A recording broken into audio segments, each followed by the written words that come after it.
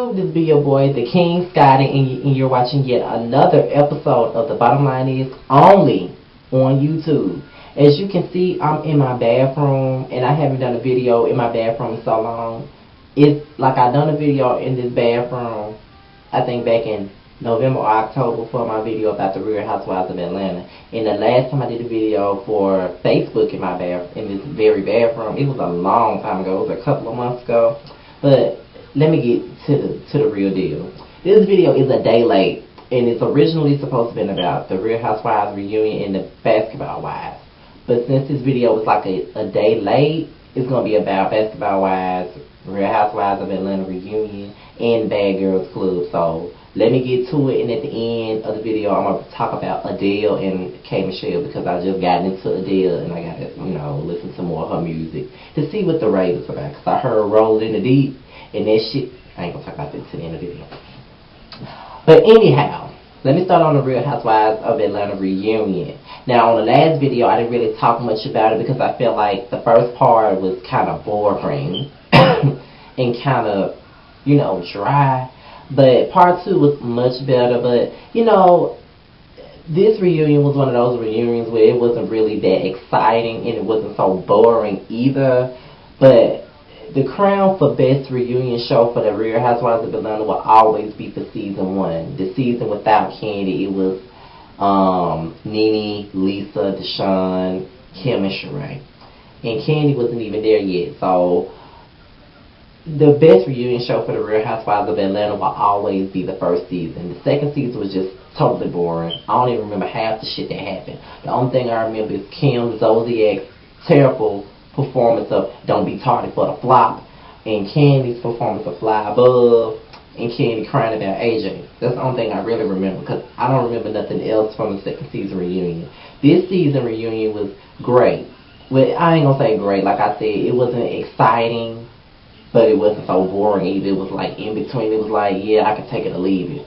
But I'm glad that Candy finally talked to Krim about the whole little thing about the money and shit. And I feel like she should have really went in on Kim, but at the same time, this is Candy we're talking about. She doesn't go in unless it's really needed to go in, like she did with Nene last season. So, I kind of understand where Candy was coming from about the money, because Kim really did not want to pay her the money, and it's still evident when you watch the reunion that Kim really didn't want to pay her the money, and she feel like that she too much more. She feel like she too much to be paying Candy anything when Candy did the bulk of the work. If it wasn't for Candy, Tardy for the Flop wouldn't be shit. And then come to think about it, everybody keeps talking about the success of Don't Be Tardy for the Flop.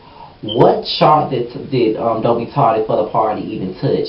I don't recall it touching the Hot 100. I don't recall it touching any sub chart like the pop chart. Like, what chart did it actually touch? And for it to only make $80,000 to $100,000, that wasn't that big of a success.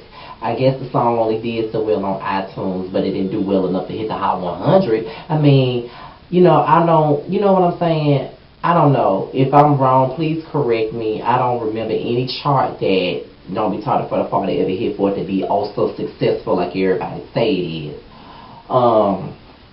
I don't like Phaedra that much, but like I said on a couple of videos before this one, I had started to enjoy Phaedra, but I mostly enjoy Phaedra when she's in the private screen and throwing shade at people. That's really the only time I really enjoy her. As much as I'm mad at Nene right now, she don't always be my girl, but the thing that I like about Phaedra is that she's very articulate, and I can give her props. Even though I don't like the buck lip bitch, I would give her the props. She's very articulate and she's very smart, and sometimes she can read people without having to use cuss words or being overly ghetto or ignorant, as you may call it. And please don't call me a hypocrite, because I know that I curse a lot, but that's just me. But Phaedra doesn't have to curse to get her point across, which I can respect, but I still don't like the pickle eating bitch. I don't like the buck mouth bitch. And from what I've been hearing, Phaedra is going to leave the show. I don't know how true it is, but it's been going on the internet that Phaedra might be leaving. I still think Cynthia should be the one to leave, but I don't know. And people really don't know if Nene going to stay on the show or not. And I don't care how mad I am at Nene, and I don't care how much people hate Nene. If Nene leaves the show, the Real Housewives of Atlanta is going to be a terrible mess. unless they bring somebody else who's just as controversial. You know what I'm saying? If they get rid of somebody, I say bring in Tamika Foster. Because from what I hear, Tamika Foster and Candy don't like each other. So I think that'll be interesting to bring her on the show. I don't really care for Tamika Foster anyway, based on her tweets and the things that she had to say about Chili on Twitter when she was doing the behind the music, and the things that she had to say about Candy when she brought up Usher. But you know, I think that she'll be a good addition to the show for more drama if that's what they really want. But other than that, I mean, I don't know. Nene should not leave, because their show is going to go downhill if she leave. Whether people hate her or whether they love their show, won't be shit without Nene, to be honest. You know, on Watch What Happens Live, though, when Andy kind of picked up on some type of tension in the room, and you can really tell that there was tension in the room, and Candy explained it like it was tension with the four ladies. You know, Sheree and Kim were cool, Nene and Cynthia were cool, so I'm guessing those four were the ones who had the tension. You know, Nene and Kim don't like each other, and I'm guessing Sheree and Cynthia aren't too fond of each other either. So, you know what I'm saying? I don't know why they did not display that at the reunion. They was there for 18 hours, so I don't see how they didn't really talk about it that much. But you know how they go. But, you know, anyway. But my final thoughts on the reunion, it's okay. I could have took it a little bit. That's what I'm saying about that. On to the basketball hoes. Let me just go in on these monkey bitches. As a matter of fact, I'm going to go in on these bitches and the bitches off the Bad Girls Club. I guess I'm just going to go in on a lot of bitches tonight. First of all, Shaunie, you so fucking whack. I don't like you. And I really thought that you was such a boss bitch last season. Probably because you wasn't really shown that much on the season from last season. You wasn't really on as much. But since you got all this airtime, you didn't got besides yourself. And you really showed your true colors. I mean, you such a childish, immature ass bitch. And I don't like you, and you just whack. And I don't like how all these bitches follow up behind Evelyn. Have a mind of your own. You know what I'm saying? Evelyn stopped fooling with Susie. All these bitches stopped fooling with Susie. And I don't like that. You know, the only person that Susie really betrayed was Evelyn. And she semi-betrayed Jennifer. But what the fuck did that have to do with anybody, with the other bitches? Roy stayed friends with Susie. But it's like Shaunie really didn't have shit else to do with Susie. And I feel like that's kind of fucked up, because Susie didn't really do nothing to her. But you know what Evelyn say? It goes. You know what I'm saying? All these bitches are followers. And then you got Royce. Let me go in on that bitch, because I've been defending this bitch for I don't know how long. Let me go in on that motherfucking bitch. Royce is a messy bitch. First of all, she's sitting up here saying, I'ma still be cool with Susie, I'm not gonna get in the middle of it, but you playing both sides. You know what I'm saying? You sitting up here talking shit about the rest of them to Susie, and then you talking shit about Susie to the other girl, and then you go back and tell Tammy crazy ass that Susie was talking shit about her. Royce, you messy as fuck. And you ain't no better than Jennifer and Evelyn. And Jennifer and Evelyn are such two-headed monsters. I can't stand them motherfucking bitches, especially Evelyn, who looks like she was a man in a past life. I can't stand that bitch. Because of the simple fact, Evelyn won't be shit without Jennifer, and Jennifer won't be shit without Evelyn. These bitches ain't shit. And Shaunie won't be shit without none of these bitches, because she's just a whack ass bitch anyway. I can't stand Shaunie. And she's not all that appealing, and she's not all that attractive either. I thought she was a cute woman last season, but it's just something about this season that makes her ugly. I guess it's her bitchy attitude that she just got or something. I just don't know. But Shaunie is so whack. And I don't even like Gloria, but what I can respect about her is she puts these bitches in their place. When her and Shaunie got to arguing a couple of weeks ago on the Basketball Wives, Shaunie did not win that argument at all. Gloria was putting her ass all up in her place. And Susie is a pussy, because she allowed Evelyn to walk all over her. But my thing is this with Susie bitch ass. I understand why Evelyn don't like your ass now, because now you talking shit about Tammy. And when Tammy confronted you, your only defense was Royce is your friend. You gonna tell her, first of all, you don't know Tammy to even be telling her shit. I understand that's your friend, you want to warn her. But how you going to warn her against a person that you don't even motherfucking know? That's what I'm saying. When Tammy heard all this shit about you being messy, she never once prejudged you based on what somebody else has to say. Your weak ass went and told Roy some shit that you based off that one conversation with her, you want to say that she messy? I mean, I don't understand That's why you have such a hard time, Susie. And then your bitch ass ain't even gonna be on the Basketball Wives next season. That's because you scared of Evelyn. You let that bitch run all your life. Now you're not even gonna be able to enjoy that little ass VH1 check because that bitch is still gonna be on the show. You a weak bitch and you don't matter. See, I wish I was still on the phone when I was making this video, because all these bitches are miserable. And then the thing about Shawnee is, you sitting up here worrying about Gloria and why she didn't walk the damn aisle with her wedding dress. Bitch, you walked the aisle and you still was left by yourself, still unmarried, still divorced and miserable and sexless. Bitch, sit your ass down with your 5 kids and worry about Shaq and why the fuck he went around and cheated on your ass. You sitting around here thinking you the boss bitch because you married Shaq, but obviously you're not too much of a boss bitch because your pussy couldn't keep him in the marriage. Your pussy couldn't keep him in the marriage. You had to go out and fuck other pussy. Bitch, shut the fuck up. And Evelyn, you sit around here and think that you so much, and you was never a wife. Your ass was an ex-fiance. That's all the fuck you was. Like last season when you accused that girl of sending those emails and talking about your daughter and all that stuff.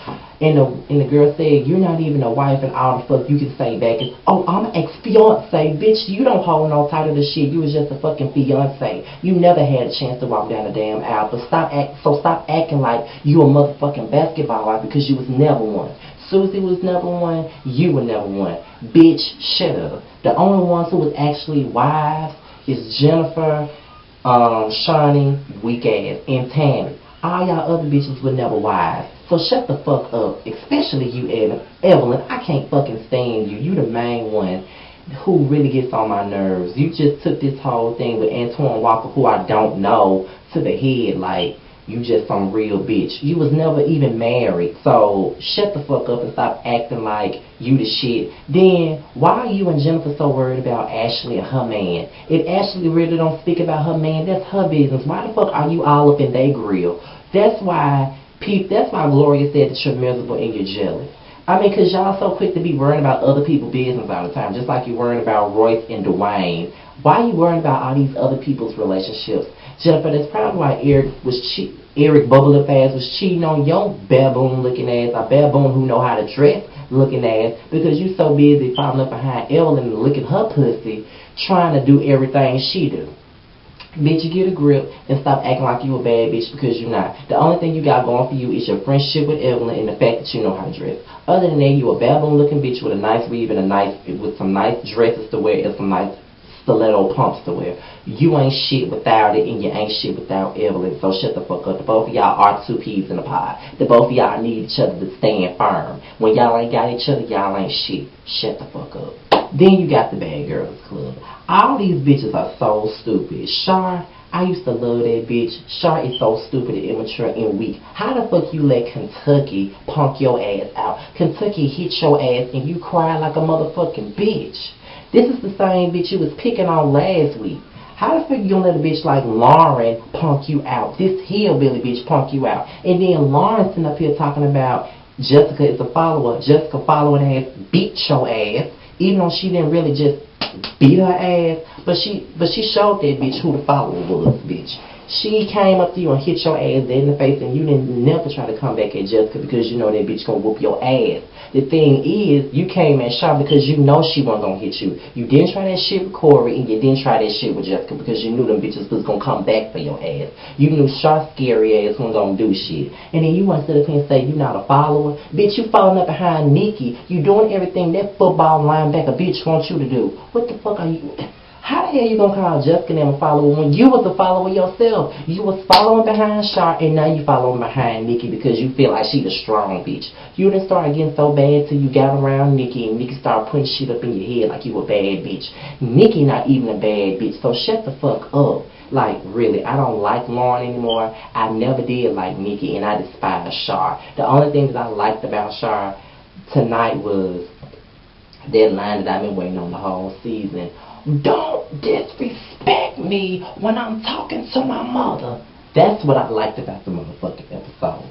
Other than that, Shar, sit your ass down. You trying too hard to be a bad bitch. How you gonna be a bad bitch when you let a bitch named Lauren, the bitch who calls herself Kentucky, punk you out? She hit you and you cried? What type type of shit is that? You're not a bad girl. You a weak girl. All last week you talking about, I'm the oldest, baddest bitch in the house. Obviously you're not a bad bitch because you let a bitch like Lauren punk you out. Ain't no way in hell that bitch would have punked me out. That's, ooh, these bitches is something. These bitches, I tell you. I'm liking Ashley now, and I'm warm, and I'm now on Team Jessica. I love Jessica now. And Jennifer, with that Jan Brady ass nose, I like her now, but that Jan Brady ass nose has got to go.